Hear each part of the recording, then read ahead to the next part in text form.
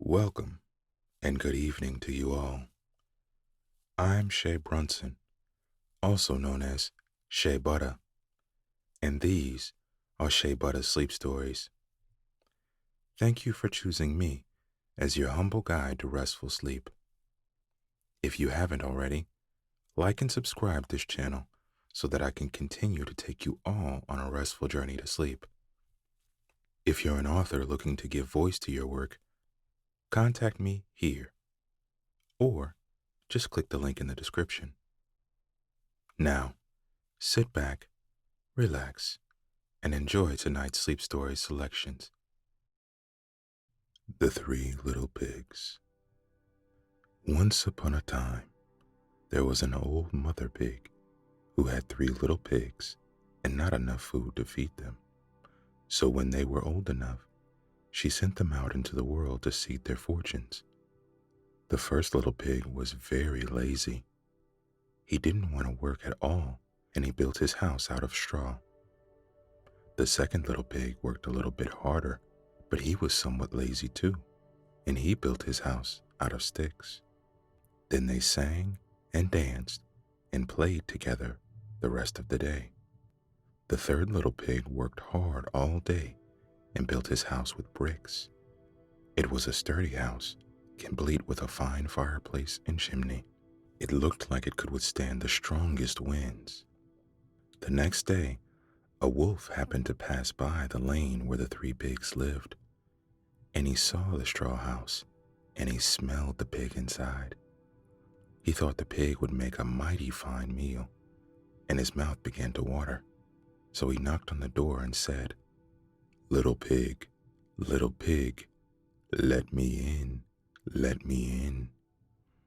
But the little pig saw the wolf's big paws through the keyhole, so he answered back, "No, no, no, not by the hairs of my chinny chin chin." Then the wolf showed his teeth and said, "Then I'll huff, and I'll puff, and I'll blow your house down." So he huffed, and he puffed, and he blew the house down. The wolf opened his jaws very wide and bit down as hard as he could. But the first little pig escaped and ran away to hide with the second little pig. The wolf continued down the lane, and he passed by the second house made of sticks, and he saw the house, and he smelled the pigs inside, and his mouth began to water as he thought about the fine dinner they would make. So he knocked on the door and said, little pigs, let me in, let me in."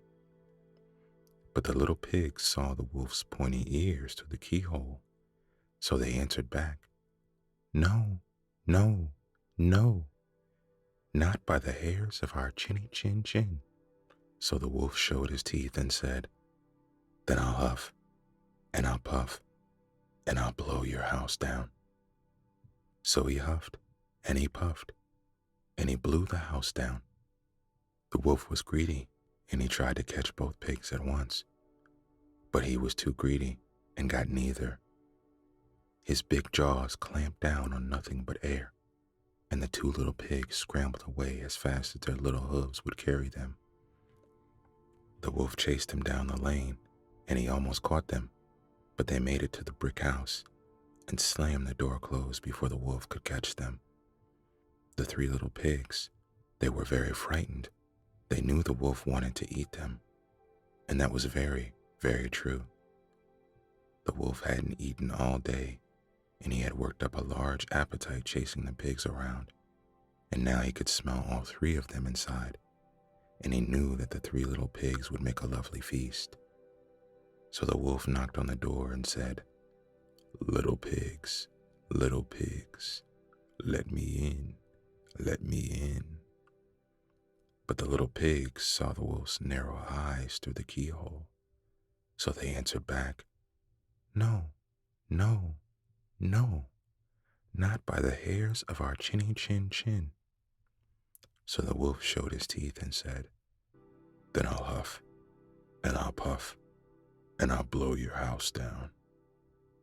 Well, he huffed, and he puffed, He puffed, and he huffed, and he huffed, huffed, and he puffed, puffed, but he could not blow the house down.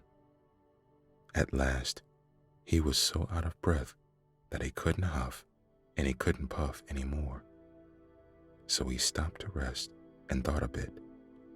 The wolf danced about with rage and swore he would come down the chimney and eat up the little pig for his supper. But while he was climbing on the roof, the little pig made up a blazing fire and put on a big pot of water to boil. Then, just as the wolf was coming down the chimney, the little piggy pulled off the lid, and plop, in fell the wolf into the scalding water.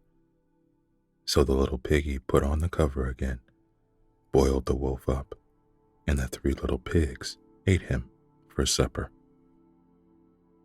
And that, my friends, is Shea Buttah Sleep Stories. Thank you for listening. Let your sleep be restful, your thoughts uplifting, and your dreams never too far to reach.